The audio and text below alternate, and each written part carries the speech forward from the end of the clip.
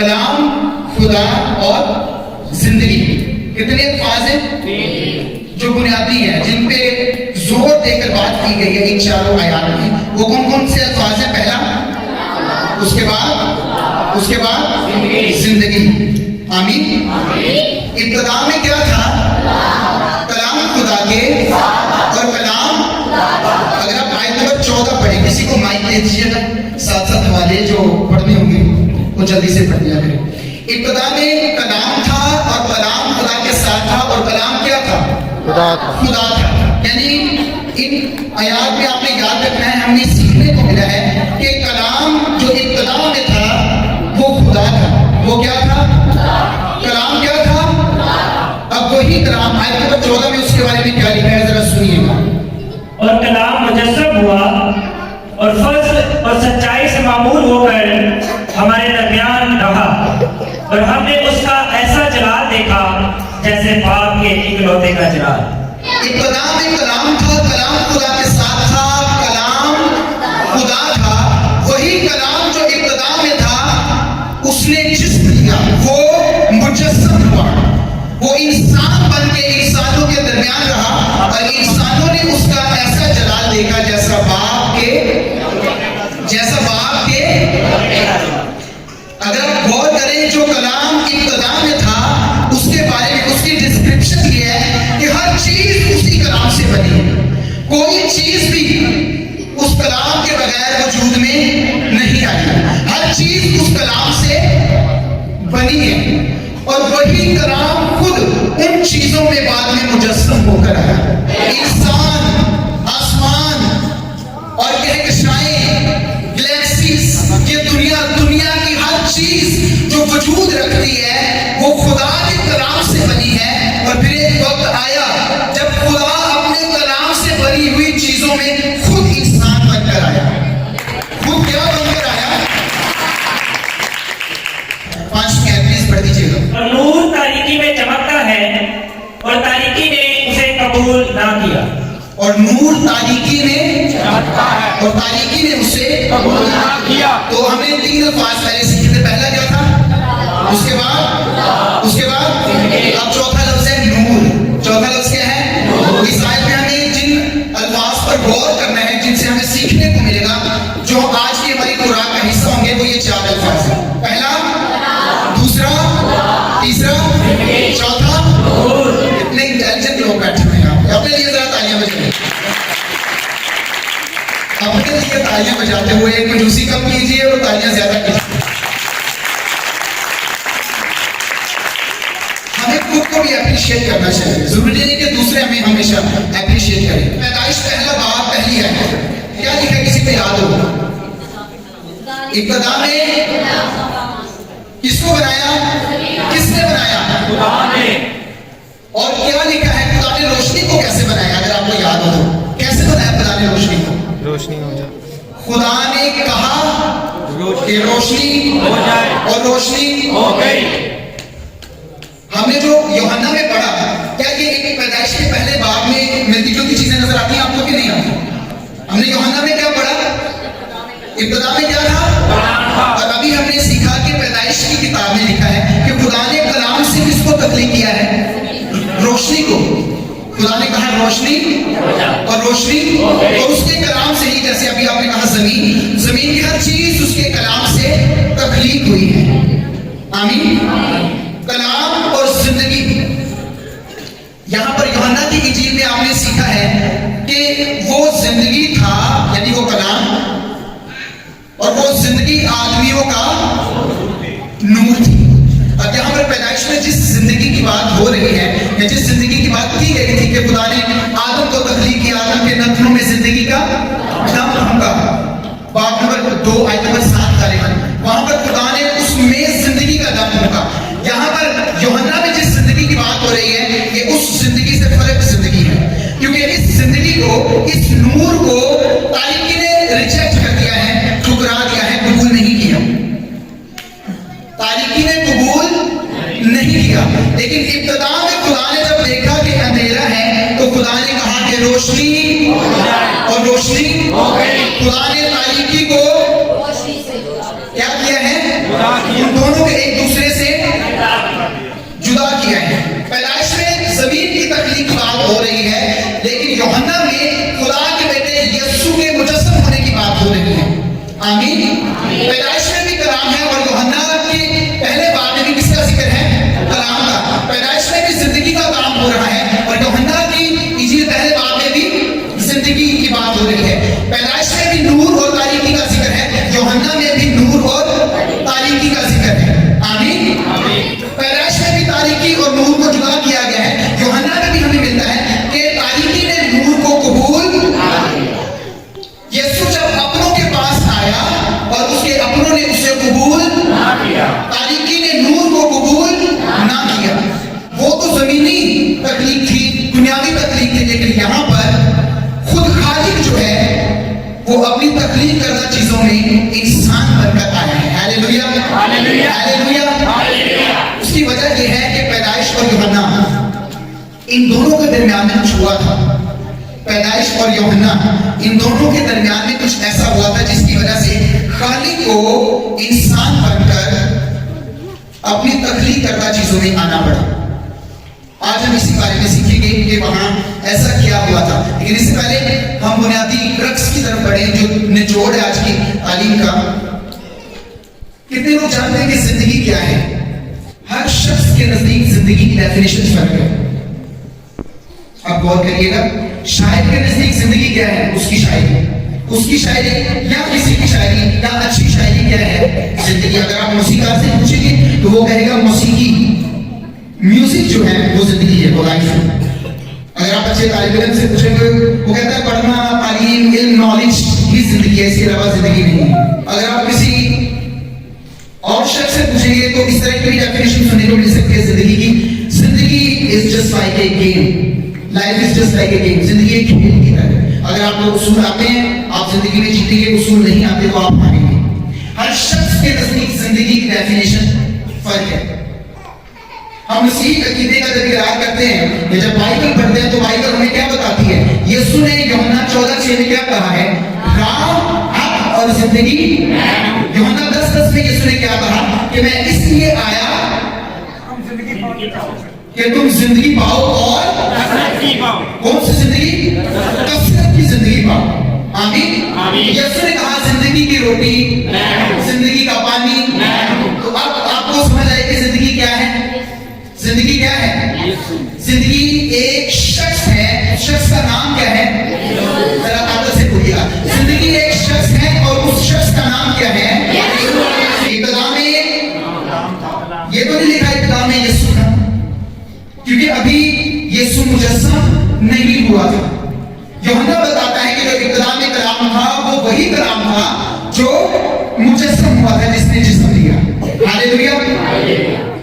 تو زندگی اصل میں خود یسوع ہے. اور جب ہم یسوع کو قبول کرتے ہیں تو ہم کسے قبول کرتے ہیں؟ زندگی کو قبول کرتے ہیں. آمین. یہاں جو لکھا ہے اس میں زندگی تھی. اس کی وضاحت ہمیں پیدائش کی کتاب میں ملتی ہے. پیدائش کی کتاب میں آپ کو اس زندگی کے علاوہ اور زندگی کہاں نظر آتی ہے؟ اس زندگی کے علاوہ کہ خدا نے آدم کے رتنوں میں زندگی کا دم پھونکا. اس کے علاوہ اور زندگی کا کہاں ذکر ہے؟ باغ عدن میں زندگی کا، حیات کا. یاد آیا آپ کو؟ یعنی جب خدا نے سب کچھ بنایا، پھر انسان کو بنایا، پھر انسان کو کہا ان سب چیزوں پر کیا رکھو. یہاں پر جو لفظ اختیار ہے اس پر آپ نے غور کرنا ہے. اس کا مطلب ہے ان سب پر حکومت کرو. انگریزی لفظ ہے ڈومینین. مجھے بڑا پسند ہے یہ لفظ ڈومینین. خدا نے کہا آدم سے کہ ان ساری چیزوں پر کیا رکھ؟ اختیار رکھ، حکومت کر. دوسرے الفاظ میں بادشاہی کر، راج کر ان چیزوں پر.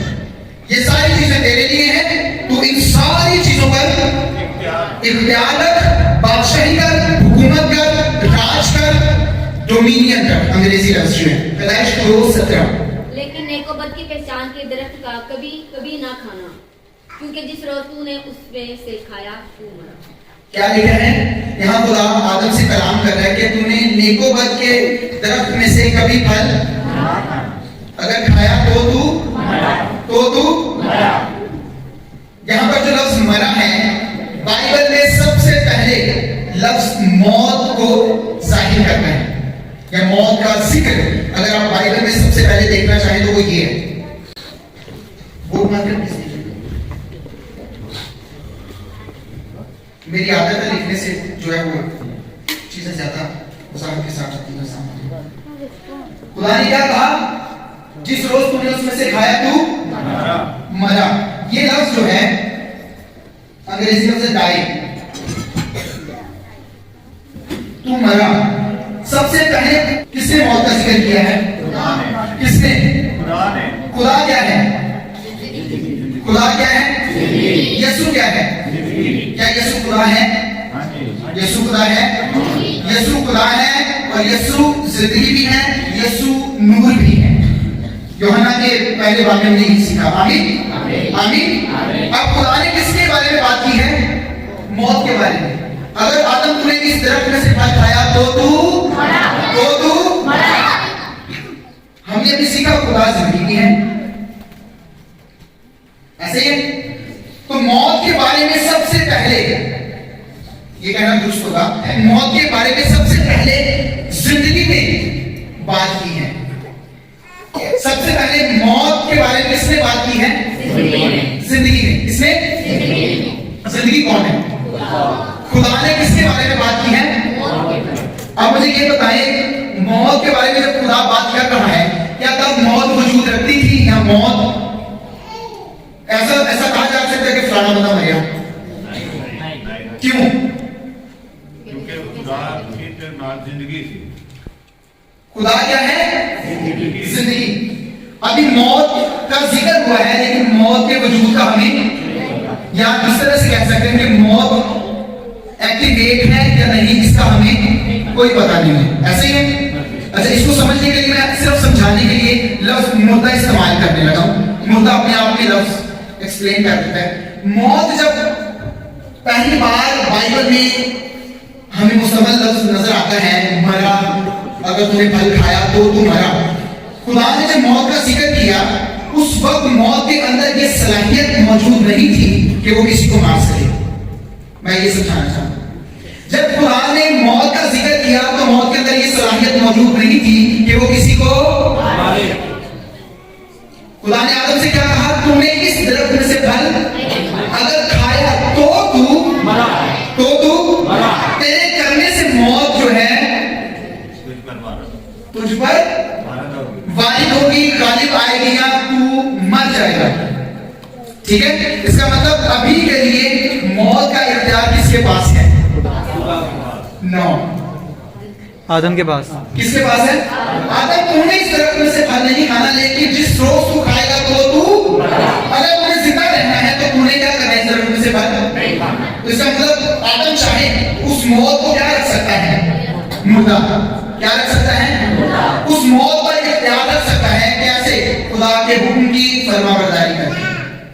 आमीन आमीन। और फरमाबरदारी क्या है? कि मौत के मरना नहीं है, क्योंकि इस दरख्त से खाएगा तो तू मरेगा, लेकिन इस दरख्त से तू खाएगा तो तू कौन सा दरख्त है? आमीन। क्या खुदा ने इस दरख्त से आदम को मना किया? इसमें से ना खाना कहा? खुदा ने कहा?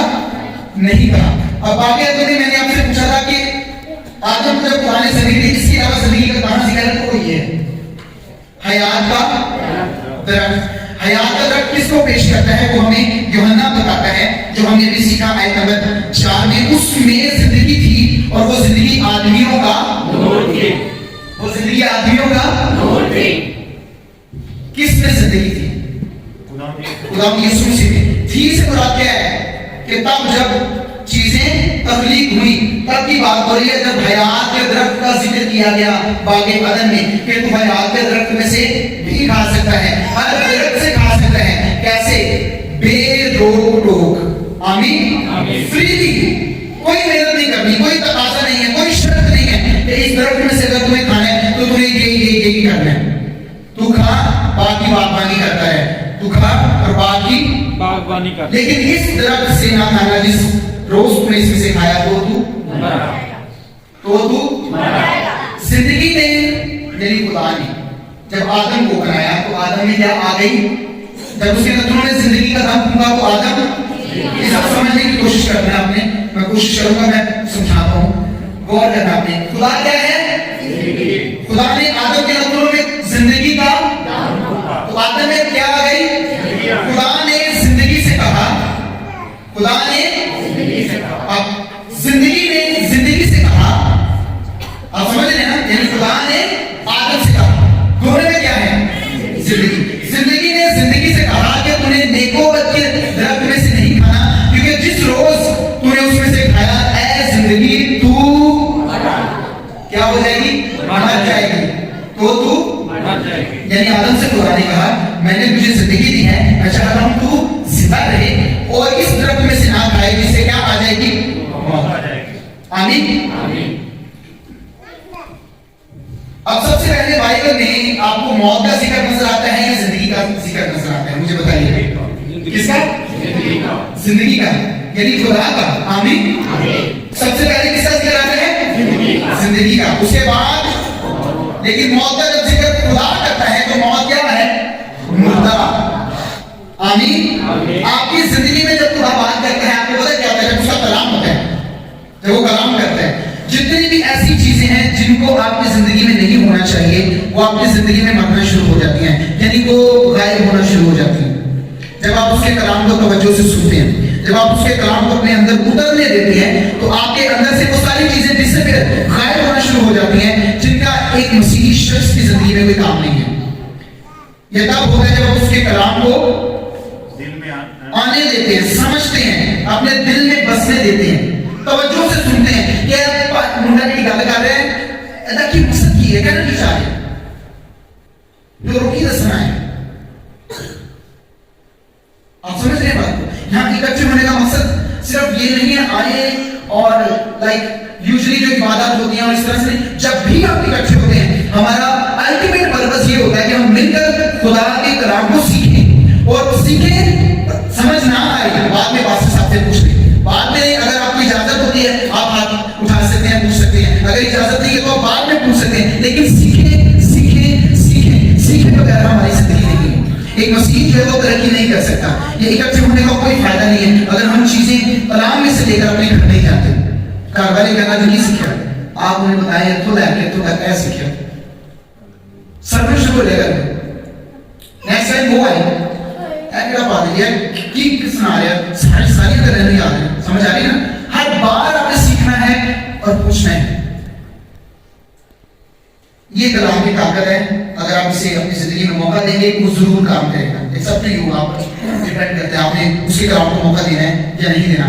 آدم کو کہا تھا کہ نہیں کھانا, اس نے موقع نہیں دیا خدا کے کلام کو. اس نے اس درخت میں سے کھا لیا جسے اسے منع کیا گیا تھا, روکا گیا تھا کہ نہیں کھانا. اس کے بعد کیا ہوا؟ آدم جو ہے وہ مرا یا نہیں مرا؟ یہ اہم بات ہے, یہ آپ نے غور سے سنیے. شیطان جب آدم کے پاس ہوا کے پاس آیا تھا, اس نے کیا بات کی تھی؟ کسی کو یاد ہے؟ ہوا کے پاس جب آیا اس نے سب سے پہلی بات کیا کہی تھی؟ کیا واقعی خدا نے کہا؟ ہاں, آپ نہیں مرو گے. کیا واقعی خدا نے تمہیں بات کے کسی درخت کا پھل کھانے سے منع کیا ہے؟ تو ہوا نے کیا کہا؟ نہیں. اس نے کہا صرف باقی درخت کا پھل تو ہم, لیکن وہ بات کے بیچ میں جو ہے نیکوبت کی پہچان کر اس کی بابت خدا نے کہا ہے کہ تم اسے اور نہ چھونا, جس روز تم نے اس میں سے کھایا تو تم مر جاؤ گے. آگے شیطان نے کہا کہ تم ہرگز خدا نے کیا کہا تھا تم, اب آپ نے غور کرتے شیطان کیا کہہ رہے ہیں, خدا نے کیا کہا؟ خدا نے کہا تھا تم کھاؤ گے اس درخت میں سے تو تم, شیطان کہہ رہا ہے تم کھاؤ گے تو تم. زیادہ اچھی بات کس کی لگ رہی ہے؟ اچھی بات وہ ہوتی ہے جس میں انسان زندہ رہے مرے نا, ہے نا, ایسے ہی ہے نا. شیطان کیسے کنونس کرتا ہے؟ کچھ نہیں بنے گا. ہمیں زیادہ تر وہ لوگ اچھے لگتے ہیں جن کی نصیحت جو ہے وہ سننے میں اچھی لگتی ہے, سننے میں اچھی ساؤنڈ کرتی ہے. بالکل اسی طرح جب ہم کلام سیکھتے ہیں تو آپ کس انداز سے سن رہے ہیں کسی کو وہ میٹر نہیں کرتا کہ کوئی آپ کو سکھا رہا ہے وہ کس انداز میں سکھا رہا ہے, کیا سکھا رہا ہے, یہ میٹر کرتا ہے, یہ ضروری ہے. ٹھیک ہے. تو شیطان نے کہا کہ تم ہرگز یعنی اس کو ایسا اپنا بن کے بات کر رہا ہے کہ میں تیرے والا کچھ نہیں ہوگا، ٹھہرے نہیں مرو گے، کچھ نہیں ہوگا، نہیں مرو گے تم. خدا نے کہا تم مر جاؤ گے. اس اسٹیٹمنٹ سے جب دیکھیں نا ہوا کے ذہن میں کیا چل رہا ہوگا؟ خدا کہنا مار دو گے، کہہ رہے نہیں مرو گے. تو خدا کی امیج تھوڑی سی بگڑتی ہوئی نظر آتی ہے اس کے ذہن میں. کیوں؟ کیونکہ اس نے کہا، خدا نے کہا ہے کہ تم اس میں سے نہ کھانا اور نہ چھونا. چھونے کے بارے میں خدا نے بات نہیں کی تھی، بٹ اس نے ایڈ کیا. اس کا مطلب ہوا خدا سے خوفزدہ تھی. ہوا خدا سے، آپ کو پتا ہے جب بچوں کو آپ کہتے ہیں کہ کام نہیں کرنا ہے نا، آپ پھر جب ایسی بات کرتے ہیں ہاتھ تو بھی نہ، یہ ساتھ ضرور ایڈ کرتے ہیں بچوں کے ساتھ جب بات کرتے ہیں. وہاں پر خدا نے نہیں کہا ہاتھ بھی نہیں لانا، اس نے ایڈ کیا. یہ ایڈ کرنا ظاہر کرتا ہے کہ ہوا کتنا خوفزدہ تھی اس درخت سے اور خدا کے کلام سے، جسے ابلیس کو موقع ملا کہ وہ بات کرے، اس کے ذہن میں خدا کی تصویر کو بدلے. خدا نے انہیں بنایا، خدا نے انہیں سب کچھ دیا، برکت دی، اختیار دیا، ہر درخت سے پھل کھانے کو دیا. اور اسی کے بارے میں سوچ رہی تھی کہ خدا نے جو ہے وہ کچھ چھپایا ہے. پیدائش 2:17. لیکن نیک کو بد کی پہچان کے درخت کا کبھی نہ کھانا، کیونکہ جس روز تم نے اس میں سے کھایا تو مرا. کیا اس میں ہمیں لفظ چھونا نظر آتا ہے؟ یہ خدا کلام کر رہا ہے. کیا اس میں لکھا ہے چھونا نہیں ہے؟ تو یہ لفظ جو ہے یہ خوف کو پیش کرتا ہے. جب ہوا نے کہا کہ خدا نے ہمیں چھونے سے بھی منع کیا ہے، she was afraid. واپا ڈری ہوئی سے خدا کو. اور جب ہم کرتے ہیں زیادہ کسی چیز سے، ہم وہیں پر زیادہ تر مسٹیکس کرتے ہیں، غلطیاں کرتے ہیں. رشتوں میں خوف آ جائے تو ہم رشتوں کو کھونا شروع کر دیتے ہیں، رشتے کمزور ہونا شروع ہو جاتے ہیں خوف کی وجہ سے. اور کلام کہتا ہے کہ کامل محبت خوف کو دور کر دیتی ہے. Hallelujah, hallelujah. یہ خدا کی محبت جو ہے یہ خوف کو کیا کرتی ہے؟ دور کرتی ہے. اب کنکلوژن کی طرف آتے ہیں. جب خدا نے کہا کہ تو مرا، اگر تو نے اس درخت میں سے کھایا تو مرا. جب خدا نے موت کا ذکر کیا، کیا اس میں خدا نے موت کو تخلیق کیا؟ نہیں. کیا خدا نے موت کو تخلیق کیا؟ نہیں کیا. رومیو 5:14. آدم سے لے کر موسیٰ تک موت نے ان پر بھی بادشاہی کی، جنہوں نے اس آدم کی نافرمانی کی طرح جو آنے والے کا مثل تھا گناہ نہ کیا تھا. کس نے بادشاہی کی ہے؟ موت نے. اگر آپ کو یاد ہو ایک لفظ جو میں بتا رہا تھا ڈومینین انگریزی میں، اس کا کیا مطلب ہے؟ حکومت، اختیار، بادشاہی. ایسے ہی خدا نے آدم کو اختیار دیا یا آدم کو وہ پوزیشن دی کہ پوری دنیا پر کیا کرے؟ بادشاہی کرے. لیکن جب اس نے گناہ کیا تو کس نے بادشاہی کرنا شروع کر دی؟ شیطان نے. حوالے میں ہم نے کیا پڑھا ہے؟ کس نے بادشاہی شروع کی؟ موت نے. کس سے؟ آدم سے لے کر موسیٰ تک. اور ان سب پر جنہوں نے مسیح کو جو ہے قبول نہیں کیا، ان پر کس نے بادشاہی کی ہے؟ بادشاہی دی کس کو گئی تھی؟ شیطان کو. آدم کو. بادشاہی کس کو دی گئی تھی؟ لیکن جب اس نے گناہ کیا تو بادشاہی اسے چلی گئی. ایسے ہی بادشاہی کس نے شروع کی؟ موت نے. اب ایک اور حوالہ میں آپ کے سامنے پیش کر رہا ہوں، ذرا دیکھیے گا. اس حوالے میں بھی آپ کو پتہ چلے گا موت پر بھی آدم کو اختیار دیا گیا تھا. امثال باب نمبر 18 آیت نمبر 21. یہ آپ کو میں جو اکثر کہتے ہیں زندگی اور موت خدا کے ہاتھ میں ہے. اس حوالے کو ذرا سنیے گا غور سے. موت اور زندگی زبان کے قابو میں ہے، اور جو اسے دوست رکھتے ہیں اس کا پھل کھاتے ہیں. موت اور زندگی کس کے قابو میں ہے؟ کس کے اختیار میں ہے؟ زبان کے اختیار میں. کس کے؟ موت اور زندگی کس کے اختیار میں ہے؟ خدا کے اختیار میں ہے. خدا کیا ہے؟ خدا کیا ہے؟ زندگی اور موت کا آپس میں کوئی انتظام ہے؟ دونوں متضاد ہیں. ایسے ہی اگر خدا زندگی ہے تو کیا خدا موت بھی ہے؟ نہیں ہے. کیا خدا مارتا بھی ہے؟ نہیں. خدا کیا ہے؟ زندگی. اور کیا دیتا ہے؟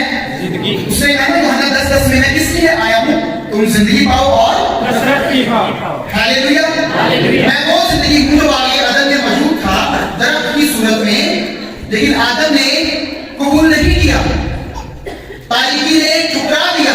اب میں انسان بن کر انسانوں میں آیا ہوں اور اپنا جلال ظاہر کر رہا ہوں کہ انسان مجھے قبول کرے گا. میں تاریکی میں آیا ہوں نور بن کے دوبارہ چمک رہا ہوں کہ انسان مجھے قبول کرے. ہیلیلویا. اور یہ کس کے اختیار میں ہے کہ مجھے زندگی ملے موت ملے؟ انسان کے زبان کے اختیار میں. اور اس کہتا ہے نا نجات کیسے ممکن ہے؟ زبان سے یسوع کے غلام ہونے کا. رومیو 10 میں وہ کہتا ہے زبان سے یسوع کے غلام ہونے کا اقرار اور دل سے یہ ایمان لایا جائے کہ یسوع کو خدا نے مردوں میں سے جلایا تو تو نجات پائے گا. باقی عدم میں ہمیں زندگی اور موت سے متعلق سمجھانے کے لیے خدا نے درخت کی تمثیل استعمال کی. درخت کا پھل نیک و بد کی پہچان کے درخت کا پھل نہ لفظ پہ غور کریں. کھانا کیا لفظ ہے؟ پینا تو نہیں ہے. کیا ہے؟ کھانا کس کو پیش کرتے ہیں؟ جب ہم کھاتے ہیں تو کیا کرتے ہیں؟ چباتے ہیں. جب ہم کھاتے ہیں تو ہم چباتے ہیں. اور جب چباتے ہیں اس دوران ہمارا جبڑا اور ہمارا دماغ یہ چیزیں کیا ہو رہی ہوتی ہیں؟ استعمال ہو رہی ہوتی ہیں. ٹھیک ہے. اور وہاں پر کھانے سے مراد کیا ہے؟ کتنے لوگوں کو سمجھ آ گئی؟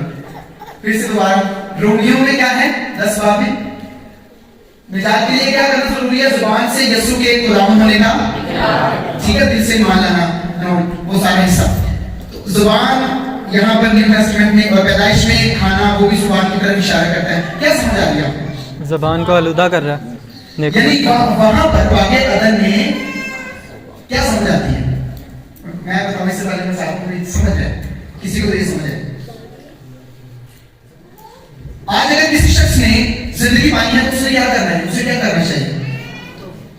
توبہ کرنی چاہیے. اس کے علاوہ توبہ کس کو کہتے ہیں؟ اور ایکسپلین کریں. مسیح کے اقرار. ایمان لانا کس پر؟ تو اسے کیا ملے گی؟ سمپل ہے. باقی عدد میں کیا تھا؟ حیات کا. اور حیات کے درخت میں سے کیا پیش کرتا ہے؟ ایمان لانا. کیا پیش کرتا ہے؟ یسوع نے کہا میرا گوشت فی الحقیقت کھانے کی چیز، میرا خون فی الحقیقت پینے کی چیز. یوحنا کی انجیل میں کیا سمجھ آتی ہے؟ یسوع کیا کہہ رہا ہے؟ کھاؤ میرا گوشت میرا خون پیو. کیا مطلب؟ مجھ پر کھانے سے مراد کیا ہے؟ ایمان لانا. ایمان تو درخت میں سے ایک درخت میں سے کھانے سے منع نہیں کیا گیا لیکن ایک میں سے کھانے سے منع. کیا مطلب؟ اس پر ایمان نہیں لانا اور اس پر ایمان. آمین. تو درخت میں سے پھل نہ کھانے سے مراد کیا ہے؟ کہ تم نے موت کی طرف نہیں جانا یا موت کو قبول نہیں کرنا. تم نے کس کو قبول کرنا ہے؟ لیکن اس نے کیا کیا؟ زندگی کو رد کیا. آدم نے زندگی کو رد کر دیا. تو موت کی بادشاہی شروع ہوتی ہے. کس کی بادشاہی؟ کس کی؟ یہ ذرا اس کا نفس کس کی بادشاہی شروع ہوتی ہے؟ کس سے؟ آدم سے لے کر اور اس کے بعد ان لوگوں تک، ان لوگوں پر بھی جنہوں نے یسوع کو اپنا شخصی نجات دہندہ قبول. کیونکہ اگر یسوع کو آپ قبول کر لیتے ہیں تو آپ کو پتہ نہیں یسوع کس کی بادشاہی خدمت شروع کرتے ہیں. یسوع نے کیا کہا تھا؟ توبہ کرو کیونکہ کس کی بادشاہی؟ لیکن اس وقت کس کی بادشاہی موجود تھی؟ کس کی؟ سمجھ نہیں پا رہے آپ؟ ذرا غور کریں. آدم سے موت کی بادشاہی شروع ہوئی. اس کے بعد موسیٰ سے مراد شریعت، یعنی تب تک جب تک شریعت رہی. اس کے بعد وہ لوگ جنہوں نے مسیح کو اپنا شخصی نجات دہندہ قبول نہیں کیا یعنی غیر ایماندار. آج بھی جو غیر ایماندار ہے کس کی بادشاہی ہے؟ کس کی بادشاہی ہے؟ لیکن جو مسیح ہے کس کی بادشاہی ہے؟ زندگی کی بادشاہی. ہاللیلویا. اس بات پر آپ نے سمجھنا ہے. آدم سے موت کی بادشاہی شروع اور کہاں تک؟ موسیٰ سے غیر ایماندار تک. آمین. یعنی جب یسوع دنیا میں مجسم ہو کر آیا، فضل سے بھرپور، سچائی سے بھرپور مجسم ہو کر آیا تو اس وقت کس کی بادشاہی تھی؟ موت کی بادشاہی. کس کی بادشاہی تھی؟ موت کی. چلیے اس کو تھوڑا سا نیچے سے سمجھیں. آدم سے موسیٰ تک سے مراد کیا ہے؟ ابراہیم، اسحاق، یعقوب، داؤد جتنے بھی تھے وہ کس کی بادشاہی میں تھے؟ موت کی. کیا کہہ رہے ہیں آپ لوگ؟ سارے نبی انبیاء تھے، پاک لوگ تھے. کیا وہ بھی موت کی بادشاہی میں تھے؟ کتنے لوگ کہتے ہیں وہ موت کی بادشاہی میں؟ بھائی کلام میں لکھا ہے آدم سے اس کے بعد کس کی بادشاہی تھی؟ موت کی. غور کریں पुराने अहदनामा में भी अगर मौत की बादशाही थी, फिर भी वो खुदा की आवाज सुनते थे, खुदा के कलाम को सुनते थे, फरिश्ते आते थे, खिदमत करते थे, पैगाम देते थे। शरीयत उनको उसी बादशाही में मिली, मौजूदात को रिसीव करते थे, खुदाओं के साथ चलता था, कलाम करता था, उनकी हिफाजत करता था, उन्हें पता देता था। लेकिन बादशाही किसकी थी? का मौत के साया की कौन सा जरूर है? का मौत के साया की मेरा मैं किसी वजह से क्यों? कौन? खुदा क्या है? जिंदगी मेरे साथ है, इसलिए मैं मौत के साए की वादी में से जब गुजरूंगा तो डरूंगा मुझे डर, क्योंकि जिंदगी मेरे साथ है ना। मौत मेरा क्या बिगाड़ देगी? हालेलुया। ये कौन कहता है? ये ज़बूर जो आपने बोला, ये किसने कहा था? दाऊद ने कहा था। और दाऊद किसकी बादशाही में था? दिलेरी चाहिए। मौत की बादशाही में होते हुए क्या कह रहे हैं? मुझे किसी मौत के साए की वादी का डर नहीं है, चाहे मेरा गुजर भी हो जाए, मैं किसी बला से क्योंकि तू मेरे साथ है। हालेलुया। आपकी मेरी उसी जिंदगी में सबसे बड़ा फख्र ये है कि हमारा खुदा जिंदा है और वो हमारे साथ है। आमीन। जब गैर ईमानदारों तक मौत की बादशाही थी और है आज भी, इसका मतलब ये हुआ, यीशु ने जब खिदमत शुरू की उसने कहा आसमान की बादशाही, इसलिए क्या करो? तौबा करो। क्या करो? खुदा जब इंसान की सूरत में इंसानों के दरमियान आया तब मौत की बादशाही थी, और मौत की बादशाही में खुदा कहता है कि आसमान की बादशाही नजदीक आ गई। मौत की बादशाही में खुदा कहता है आसमान की बादशाही नजदीक आ गई। इसलिए क्या करो? तौबा करो। तौबा से मुराद अपने ज़हन को बदलो, चेंज योर माइंड, अपने ज़हन को बदलो। यूनानी में मैथानोया, तौबा लफ्ज जो है ज्यादातर जो यूनानी लफ्ज इस्तेमाल होता है मैथानोया, कुछ लोग इसको मैथानोया भी बोलते हैं। प्रोनाउंसिएशन फर्क हो सकती है, लेकिन इसका मतलब है ज़हन की तब्दीली, ज़हन का बदलना। ज़हन को बदलो। हाँ, इस वक्त मौत की बादशाही है, लेकिन अपने ज़हन को बदलो। मैं आ गया हूं, इसलिए आसमान की बादशाही नजदीक है। नजदीक क्यों है? क्योंकि अभी मैंने सलीब पर अपनी जान देनी है, अभी मैं सलीब पर मरा नहीं हूं। आमीन। तो जब मसीह सलीब पर मरा उसके बाद क्या हुआ? कुलुस्सियों बाब नंबर 1 आयत नंबर 13 और 14, मसीह के सलीब पर मसलूब होने के बाद बादशाही जो है उसके बारे में हमें बाइबल क्या बताती है? उसी ने हमको तारीकी के कब्जा से छुड़ाकर अपने अजीज बेटे की बादशाही में दाखिल किया, जिसमें हमको मखलसी यानी गुनाहों की माफी हासिल है। अब फिर से दो अल्फाज आ गए आपके सामने, तारीकी और खुदा ने हमें यीशु मसीह के वसीले से किस बादशाही से निकाला है? और अपने अजीज बेटे की यानी नूर की बादशाही में। हालेलुया। अब तरफ इस तरफ समझिए, पहले किसकी बादशाही थी? उससे पहले आदम की यानी जिंदगी की किसकी बादशाही थी? उसके बाद किसकी बादशाही आ गई? मौत की बादशाही में कौन आ गया? मौत की बादशाही में जिंदगी आ गई। ठीक है, ये खुदा आ गया। पहले किसकी बादशाही थी? उसके बाद वो किसकी बादशाही आई? मौत की बादशाही में कौन मुजस्सम होकर आया? खुदा यानी जिंदगी। अब जब मौत की बादशाही में वो आया तो उसने सलीब पर जान देकर कहा तमाम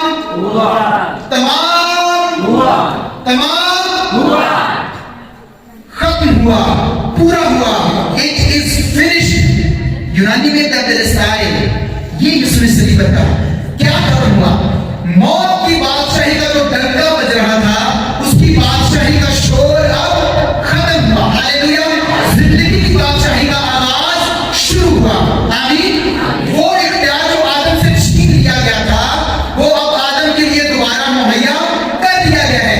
गुनाह की हुकूमत जो आदम पर थी उस हुकूमत को गिरा दिया गया है और रास्तबाजी तोहफे के तौर पर आदम को, इंसान को मुहैया कर दी गई है। मौत की जो हुकूमत करना शुरू की थी अब खत्म। जिंदगी की हुकूमत जो है वो क्या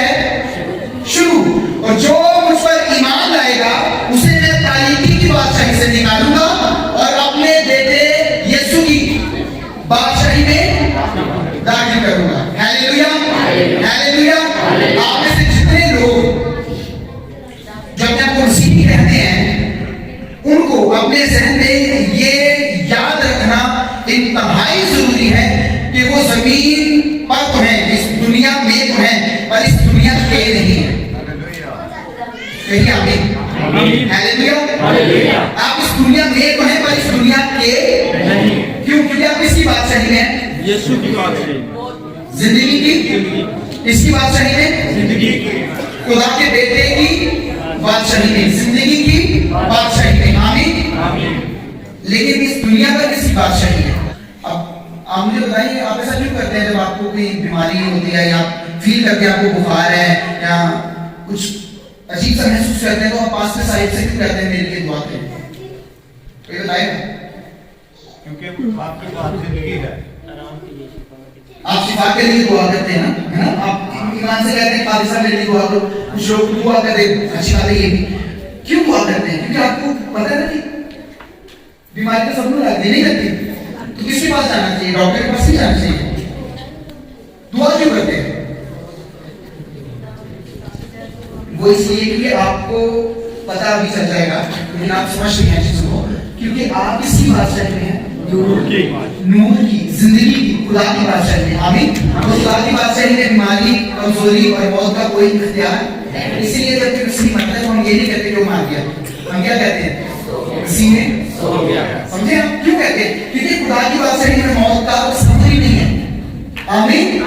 اگر موت کا تصور نہیں ہے تو جب بیماری یا کمزوری آتی ہے کسی شخص پر، کسی مسیح پر، وہ دعا اس لیے کرتا ہے کیونکہ اسے پتا ہے کہ یہ بیماری جو نہیں ہے تو تاریخی بادشاہی میں راج کرتی ہے. اس کا اس بادشاہی میں کیا تعلق ہے؟ میرے جسم پر کیا اختیار ہے؟ کیونکہ میرا جسم، میرا بدن تو روح القدس کا مقدس ہے. آمین.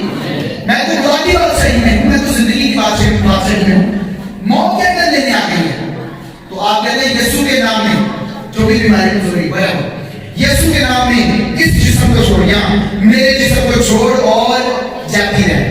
ہاللیلویا. یہ اختیار آپ کو کس نے دیا ہے؟ اس نے جس نے آپ کو نور کی زندگی کی بادشاہی میں شامل کیا ہے. ہاللیلویا.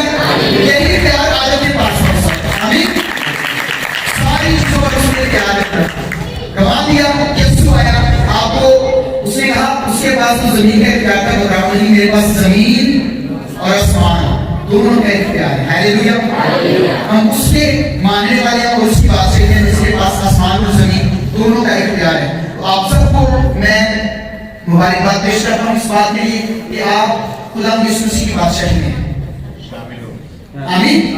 کیونکہ آپ مسیح کو قبول کر چکے ہیں. جتنے لوگ مسیح کو قبول کر چکے ہیں وہ مسیحی ہیں اور مسیح کی بادشاہی ہے. اس لیے میں آپ کو دل سے مبارکباد پیش کرتا ہوں اور اس بادشاہ کے اس دنیا میں مجسم ہونے کے لیے بھی میں آپ سب کو مبارکباد پیش کرتا ہوں.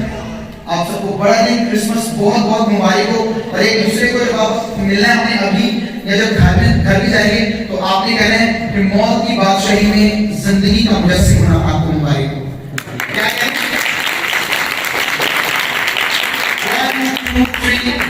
کیا کہنا ہے؟ پھر سے موت کی بادشاہی میں زندگی کا مجسم ہونا آپ کو میرے